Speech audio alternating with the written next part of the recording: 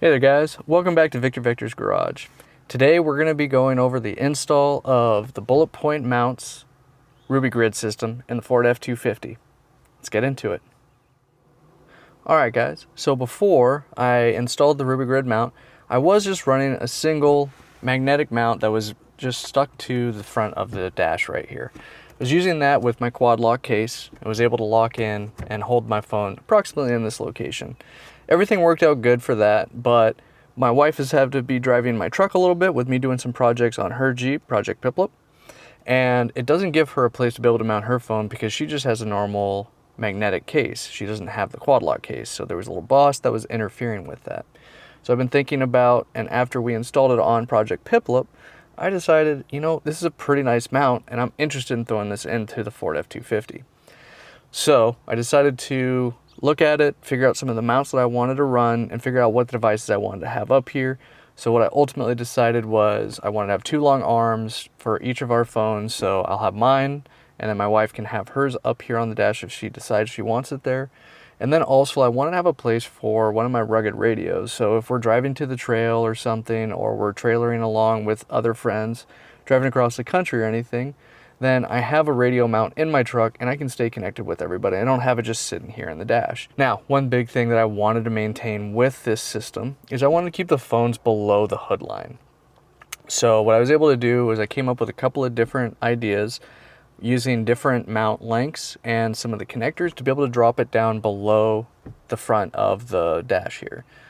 Makes it so that everything stays clean, sleek, and I still maintain full visibility out of the windshield. Now the only thing that does get in the way a little bit is the rugged radio, but it's pretty minimal. It's not too distracting for me. Let's go ahead and jump into the install. All right, so we're up on the dash. So first thing we're gonna be doing is we're gonna be removing the rubber tray. So we can go ahead and slide this guy up out of the way, put him off to the side. We're not gonna be using this again. Next, we'll go ahead and remove the plastic bezel. Now, if you can either use your hands or you can use the supplied trim tool. You can get underneath and pry it up. Now, all I do is I give it a little bit of pry, get my thumb underneath, and then just pop it up, like so. So what's holding it in are these little green plastic retention devices. There are 8 of those, so what we're gonna do is just pop that all up. We can set this to the side. It looks like I lost one, and it looks like this one fell into the dash, so I'll have to recover that in a minute. Next, we'll grab our 7mm, and we'll go ahead and remove the 2 bolts here. I do have the B&O speaker, so you may not need to remove the trim bezel if you do not have this. But if you do, then we're just gonna go ahead and leave that speaker, and we have to remove the trim bezel for that first. All right, next what we're gonna do is we're gonna go ahead and pull this entire assembly out now. Again, we may need our trim tool. What we'll do is we'll pry around all of this and lift it up. Should be held in with plastic retention clips again.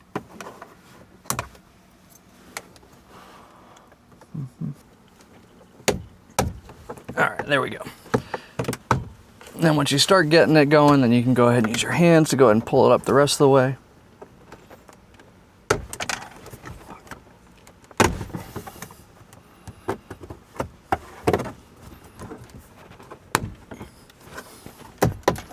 And once you get it, then we'll just go ahead and slide it on forward like so. From here, with the B&O speaker installed, we're gonna go ahead and remove this connector here on the back side. And that separates our trim bezel. All right, so I moved inside to a workbench and I have the dash bezel here on my workbench. Next we're gonna do is we're gonna go ahead and take our RubiGrid platform. We're gonna go ahead and put it onto the trim bezel. We're gonna go ahead and make sure it's centered. It's pretty well tight fitting, but there's just a little bit of side to side motion. I'm also gonna make sure it's fully seated back towards the forward edge or the edge closest to the driver compartment. So just make sure it's fairly well centered. We'll go ahead and take our screwdriver that's supplied in the kit. We'll go ahead and score the 5 locations where we're gonna be installing screws. Then we can go ahead and remove our bezel. And we can lightly see where we have our scored marks for our drill pattern to go. Now, to be sure that I end up hitting those drill spots in the correct location, I don't have the bit walk around on me. I'm gonna go ahead and use this drill punch, and I'm gonna go ahead and center punch all of these real quick. All right, so now I have little dimples. This will help keep that drill bit in place so I don't have to worry about it walking on me. do one more quick check, make sure everything looks good. And I determined when I was putting in the screwdriver, I actually offset a little bit forward on these guys because I couldn't quite get straight down on them. So I decided to put a second mark in there, and I'm going to drill the further back one now.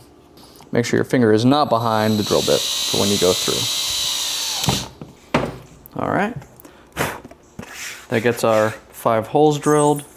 Then next what we'll do is we'll go ahead and remove the 5 screws here to separate the top from the bottom mounting tray. All right, then we can go ahead and separate the top piece from the bottom. We'll go ahead and bring back our trim panel. We'll go ahead and set our RubiGrid bottom plate into place. We'll go ahead and take our supplied nuts, bolts, and washers. We'll go ahead and install these. And the directions state to drop the bolts from above down. Then you'll put the washer and the nut from below. Then we can go ahead and use the supplied tools. So we're gonna have a screwdriver on one side and the wrench on the other side, so we can go ahead and use this stuff to tighten it in.